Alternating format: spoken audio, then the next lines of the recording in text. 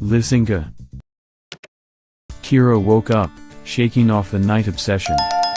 She dreamed again about the sound of the windshield, the squeal of brakes, and the palpable pain. The impact and silence, the pain and silence again, and so many times. The girl opened her eyes, awakening her awake consciousness. Her head hurt, and nausea was still coming up. "Mommy, Daddy, where are you? What's wrong?" Over and over again, intrusive thoughts pressed on Kira's mind. In the hospital room where she was, a new day was dawning, the third day of the girl's stay in a district hospital unknown to her. "Today is Liusenka's shift," said the woman from the neighboring bed. "Who would have thought it? I'm already starting to miss her." "A nice woman," said another woman. "She's all glowing." At that moment something banged outside the door of the room and the door opened. "Christ is risen," an elderly woman with a bucket and a mop in her hands entered the room. "Truly risen," two women answered her in one voice. Kira remained silent.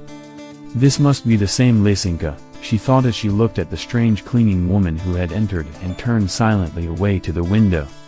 "Christ is risen, truly risen, the tidings sound today," Lyusenka hummed as she began her work. Both women, neighbors in the ward, smiled broadly, and, after a little silence, one of them said, "And we, Lyusenka, in your absence we had a new addition," and she nodded towards Kira. "Yes, my good ones, I have already heard." With these words she came to Kira's bed. "How are you feeling, sweetie?" Stupid question, Kira thought indignantly. How can I feel when I'm encased in a cast and can't get up? A most humiliating position.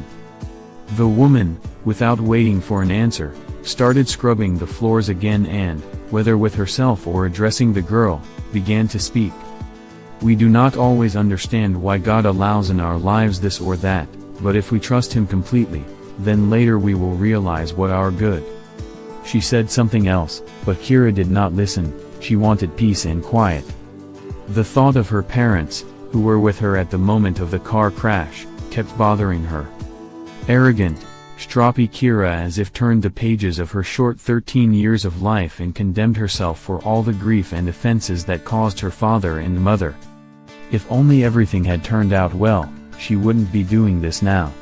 Immersed in her thoughts, Kira didn't see one of the women whisper something in the cleaning lady's ear. Liusenka straightened up and looked at the girl. "They say you were delirious tonight," Liusenka said, coming over again and sitting down on the edge of Kira's bed. "You were calling for your mother in your dream." The girl looked into the kind eyes of the woman, and her lips trembled. "Where are they?" Kira asked quietly. "Are they alive?" "So, you don't know anything about your parents?" Liusenka marveled. In response, the girl dropped a quiet tear on the pillow. "Don't worry, I'll try to find out everything," she reassured Kira. So ended the first conversation with Lyusenka. The cleaner finished cleaning the floors in the ward and left. After breakfast the surgeon came to the ward to examine the patients. Stopping at Kira's bed, he began to ask about her well-being, but at that moment Lyusenka appeared. "Doctor," she folded her hands on her chest and addressed him, "I want to tell you a very important thing." "Well, go on, Lyusenka," he replied, smiling without pretending. "It is written in the Bible, a dull spirit dries the bones," and with these words she pointed to Kira. "The child is languishing and suffering, and she doesn't need to be discouraged, her bones need to heal properly." The doctor looked at Kira anxiously. "What's wrong with her?" "She's all right, but what about her parents? After all, not knowing could be very harmful to her health." After he said that, the doctor seemed to catch on. "I'm sorry, I forgot to say. Your parents were taken to the regional hospital after the accident. You flew out through the windshield, and the car was thrown to the side of the road, and they were still tumbling down a steep slope. They didn't get them out of there right away, they waited for the rescuers to saw the car doors. The doctors thought they might have serious injuries and took them to the region. But I understood that nothing critical happened to them. because your mom asked the nurses to look for you." Up to this point Kira had been listening to the doctor with tension, but when the last words were spoken, she lowered her head to the pillow and closed her eyes. "Thank you," she said quietly, her chin quivering. After the rounds, Lyusenka came again. "My little girl, do you need a change of towel?" "Why do I need a towel if I can't go wash my face?" Kira replied with slight irritation. "I'll help you," Lyusenka said affectionately. "Here, take the new toothbrush, toothpaste and comb. Now I will bring water for washing." Really, this Lyusenka is an amazing person. Kira was sure that she had bought the necessities with her own money to help the sick who were in a similar situation. That same day Lyusenka searched for Kira's things and brought the girl her cell phone. The battery was dead, and Lyusenka went through all the wards to find the charger she needed. In the evening of the same day, Kira called her mother with a trembling heart. What they talked about, no one knows. Both neighbors on the ward went out into the corridor, leaving the girl alone. From that day on, Kira clung to Lyusenka with all her heart.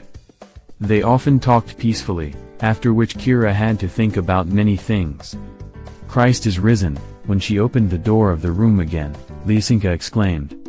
Now Kira, smiling, answered, "Truly risen." Lyusenka, a woman from the ward once asked her, "Easter has already passed, and you keep repeating the Easter greeting." "Oh, yes, yes, yes," she kept saying. "You can always talk about such joyful news.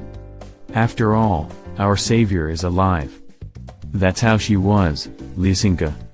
One day, once again sitting on the edge of Kira's bed, Lyusenka again talked to the girl about God. And Kira dared to share her thoughts with the woman. "Tell me," she said to Lyusenka, "if there is a God, why did he make me suffer so much? You can't imagine how humiliating it is for me to lie still and depend on others." I believe, Lyusenka patted the girl's hand, "it's hard for you. But I think God has done a great good for you. You have heard his word, you have begun to read the gospel. All physical temporary illnesses are nothing compared to the eternal riches God can give you." The woman got up, getting ready to leave, and added, "Thank God for what you have, things could have been different. In the accident you and your parents were in, the thread of life was cut off for 3 people, but you are alive, only a fracture. It'll pass. Thank God, thank God." A week later, Kira's parents came to visit. They were discharged from the hospital, while Kira had to stay under the care of doctors. And that's where Lyusenka came to the rescue. She took Kira's parents into her home until the paperwork was settled with the transfer of the girl to the hospital in her hometown. Many years have passed since then. One day I happened to ride in Kira's car. "Christ is risen," she exclaimed, looking at me and starting the car engine. "Truly risen," I answered and realized how reverently Kira keeps the memories of her childhood experiences and her meeting with Christ in Lyusenka, who opened the door to God with her love.